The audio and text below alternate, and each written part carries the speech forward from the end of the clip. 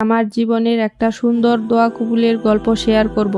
তবে গল্পটা শুরু করার আগে একটা কথা বলে নিতে চাই, আপনাদের জীবনেও যদি দোয়া কবুলের কোনো ঘটনা থাকে আমাদের সঙ্গে শেয়ার করতে পারেন। ডেসক্রিপশনে দেওয়া জিমেইলে আপনাদের গল্প পাঠিয়ে দিন। তাহলে চলুন এবার ঘটনাটি শুরু করি। আমি যখন প্রথমবার জানতে পারলাম আমি মা হতে চলেছি, আমার আনন্দের কোনো সীমা ছিল না। আমার স্বামীও অনেক খুশি হয়েছিল। আমার পেটে একটা ছোট্ট প্রাণ।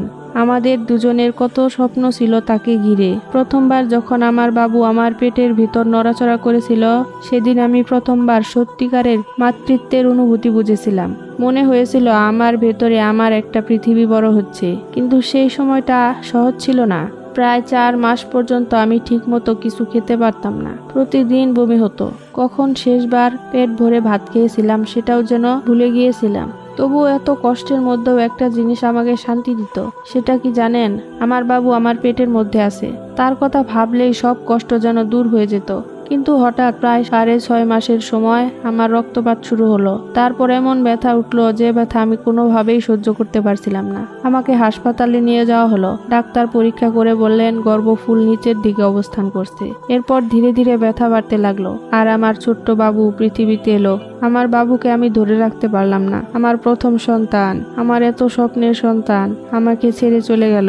সেদিন আমি কতটা কেঁদেছিলাম সেটা শুধু আল্লাহ জানেন। কিন্তু অদ্ভুতভাবে আমার মনের মধ্যে তখনও একটা আকাঙ্ক্ষা ছিল, আমি আবার মা হতে চাই। প্রায় 6 মাস পর আমি আবার কনসিভ করলাম।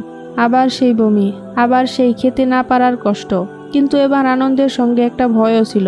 মনের মধ্যে শুধু একটা প্রশ্ন, আবার যদি আগের মতো হয়ে যায়। আর শেষ পর্যন্ত সেই ভয়টাই সত্যি হলো।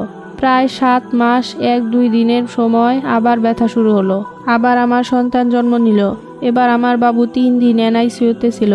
3টা দিন একজন মা হিসেবে আমি কিভাবে সেই 3টা দিন পার করেছি সেটা ভাষায় বলা সম্ভব নয়। তারপর আমার দ্বিতীয় সন্তানকেও হারালাম। একবার সন্তান হারালে মানুষ এসে বলে সময় গেলে ঠিক হয়ে যাবে। কিন্তু একজন মা যখন দ্বিতীয়বারও সন্তান হারায় তখন তাকে কি বলে সান্ত্বনা দেওয়া যায় আমি জানতাম না। আমি আর নিজেকে সামলাতে পারছিলাম না। শুধু কাঁদতাম। মনে হতো আমার বুকটা যেন বন্ধ হয়ে আসছে। কিন্তু একটা বিষয় আমি কখনো করিনি। সেটা কি জানেন? আমি আল্লাহকে কখনো দোষ দেইনি। আমি বলিনি আমার সন্তান কেন তুমি কেড়ে নিয়েছো, কেন নিয়ে গেলে আমার সন্তান, কেনই বা আমাকে কষ্ট দিলে। আমি এসব কিছুই করিনি। আমি শুধু আল্লাহকে বলতাম, হে আল্লাহ, তুমি যখন আমার কাছ থেকে নিয়েছো তাহলে নিশ্চয়ই এর মধ্যে কোনো হিকমত আছে। আমি আর এই কষ্ট সহ্য করতে পারছি না।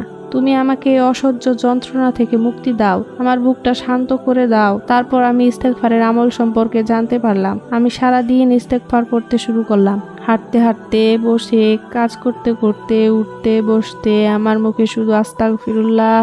যখন নেফাসের কারণে নামাজ পড়তে পারতাম না, কিন্তু তাহাজ্জুদের সময় হলে আমি ঘুম থেকে উঠে যেতাম শুধু একটা আশায়, হে আল্লাহ আমার এই যন্ত্রণা দূর করে দাও। জায়নামাজে বসতাম আর আল্লাহর কাছে আমার বুকের সব কথা খুলে বলতাম। কাঁদতাম আর সিজদার ভঙ্গিতে মাথা নত করে বলতাম, আল্লাহ আমি আর পারছি না। তুমি আমার কষ্ট জানো। তুমি আমার চোখের পানি দেখছো। তুমি জানো আমি আমার সন্তানদের কতটা চেয়েছিলাম, কতটা ভালোবেসেছিলাম। আল্লাহ আমি আমার সন্তানকে ফেরত চাইছি না। আমি শুধু চাই এই অসহ্য কষ্টটা আমার বুক থেকে সরিয়ে দাও। আমাকে আবার স্বাভাবিকভাবে বাঁচতে দাও।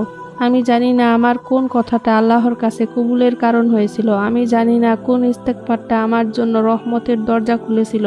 আমি শুধু জানি একদিন আমার ভেতরে পরিবর্তন আসতে শুরু করলো। এই পরিবর্তনটা হয়েছিল মাত্র 1 মাসের মধ্যে। আমার সন্তানরা ফিরে আসেনি, কিন্তু আমার বুকের ভেতরের অসহ্য ব্যথাটা ধীরে ধীরে কমে গেল।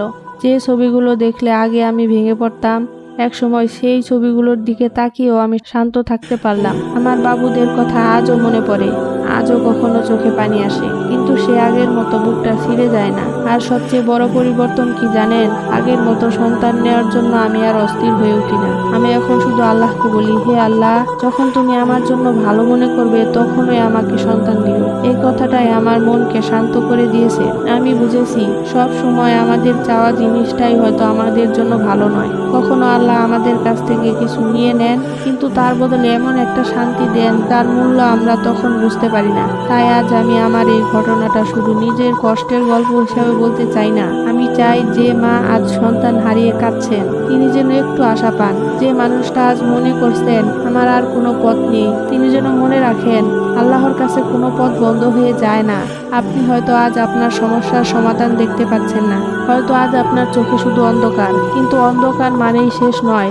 ইস্তেগফার করুন, দোয়া করুন, নিজের ভাষায় কাঁদুন, আর কখনো মনে করবেন না যে আল্লাহ আপনার দোয়া কবুল করবেন না।